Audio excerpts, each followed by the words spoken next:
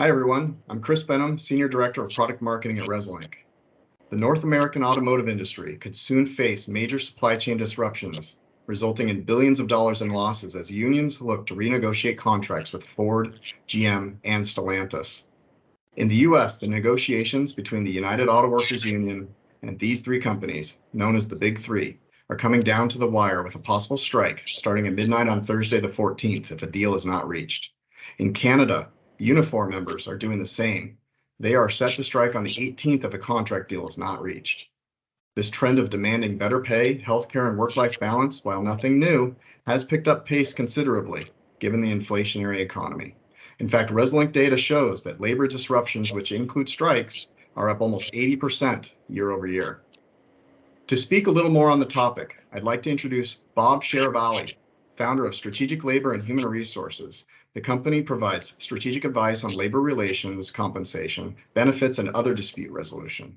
Bob is a labor lawyer and labor strategist who has worked in the research department of the UAW, worked for the National Labor Relations Board, and served as the Chief HR Officer and Chief Labor and Employment Counsel for first-tier automotive suppliers. Currently, Bob is serving as a Department of Justice monitor over Stellantis in their criminal plea agreement involving the UAW FCA case. Bob, welcome. Can you walk us through how imperative supply chain risk management is for possible strike action? Thank you so much, Chris. It's good to be here. And for those people listening, you obviously have a deep interest in what's about to happen in just a handful of days. And hopefully in the next 10 or 15 minutes, we're going to go over what some of the most salient parts of this potential dispute are going to be, and hopefully give you some insight into supply chain issues that might be impacted by the strike, why folks are actually striking and how it might be an ongoing and recurring issue, and how to be prepared and show some organizational resilience. You know, so much of what Resolink does and the work I do is understanding the cause and effect and the mapping of these kind of actions. So let's dive right into it. It's no surprise to you that there has been a real uptick in strikes recently. If you go back to the 1980s, we used to have many more strikes than we're having today. But what you might remember is President Reagan replaced the striking air traffic controllers in 1981. And from that date up until just a few years ago, there were very, very few strikes. Today, you can see that we're dealing with many, many more work stoppages, many, many more strike days, and many more workers. And if you think about it a second, whether it was the pandemic or the Occupy movement or any of the other things that have allowed people and workers to consider direct action, you can see how this may have been a real result. So what makes this set of auto negotiations a little more complicated than what they've been in the past? So the primary union is the UAW, the auto workers. And you may be aware that they had a wholesale change in their international leadership and their regional leadership. The new international leadership and regional leadership is not only different, but more militant. There have been significant organizing and bargaining gains, not only in UAW represented facilities, but if you've been following the railway strike or the UPS strike, you know that many of the agreements, either because of a strike or because of a threat of a strike, have experienced significant bargaining gains. It is no accident that the UAW and the auto worker union in Canada, which is called Unifor, is negotiating at the same time. It puts the whole industry at risk. And of course, we have what some would consider a precarious economy, battling high inflation during a period of low unemployment.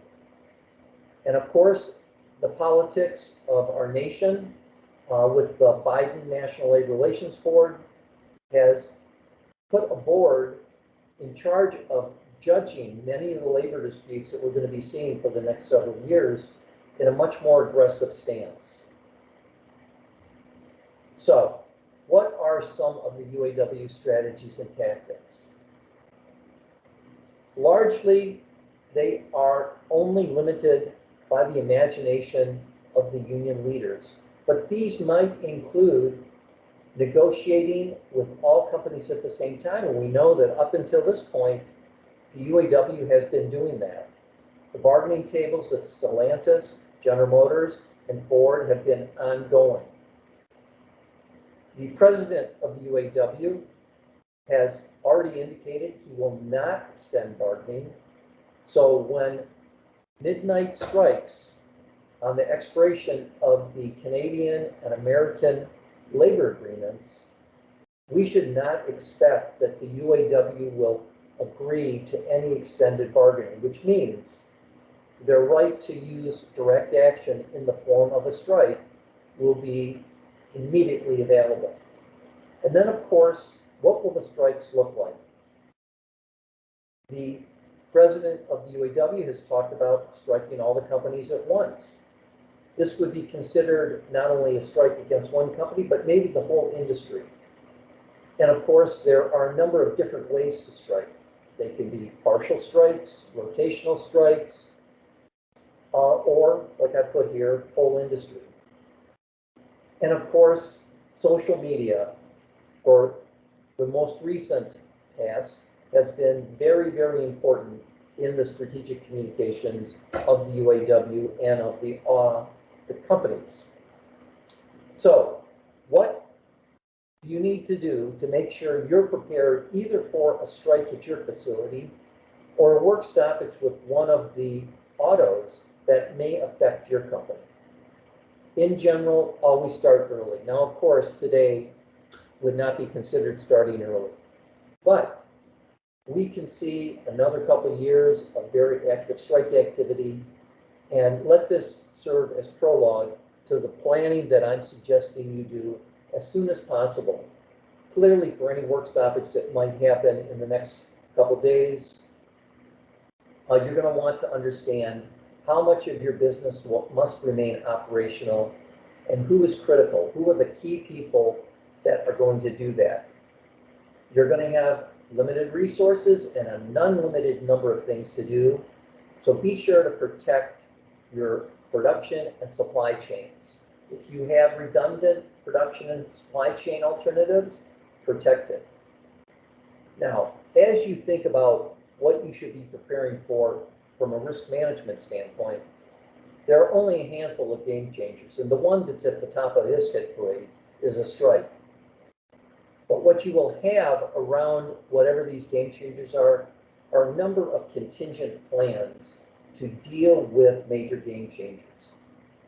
Assess the vulnerability of your suppliers, of your own production, and of your customers to a strike.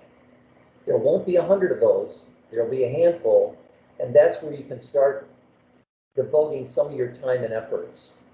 And of course, if you're planning on how to protect against a strike that might be in a primary negotiations at your company, you're going to want to figure out how to protect your company. And sometimes that's done overtly, and sometimes it's done covertly.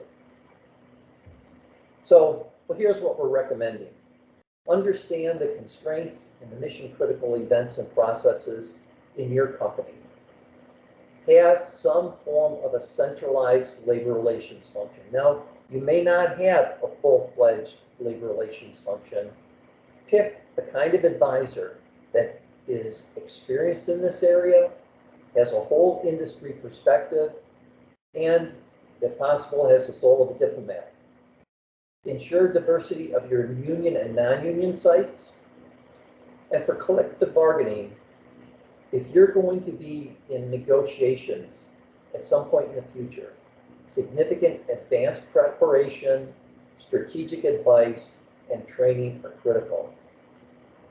For years, I've always said that the UAW's strength was they had a very long time horizon. Oftentimes, companies that I deal with have too short of a time horizon. What I'm suggesting here is lengthen your time horizon, reconcile how you're going to deal with disputes or organizing or any of the other disruptions that might occur in your company, and have a longer time horizon. That's it for now. Thank you so much, and I'll look forward to any questions you may have in the future. Back to you, Chris. Thank you so much, Bob, for that analysis. Lots to think about when it comes to mitigating risk, not only for this acute situation, but for the future. The goal is definitely to be proactive. I know we'll all be following the news to see how things unfold in the days to come. For additional information on this and our UAW strike report, please go to the special reports page of resolink.com or reach out directly to your CSM representative.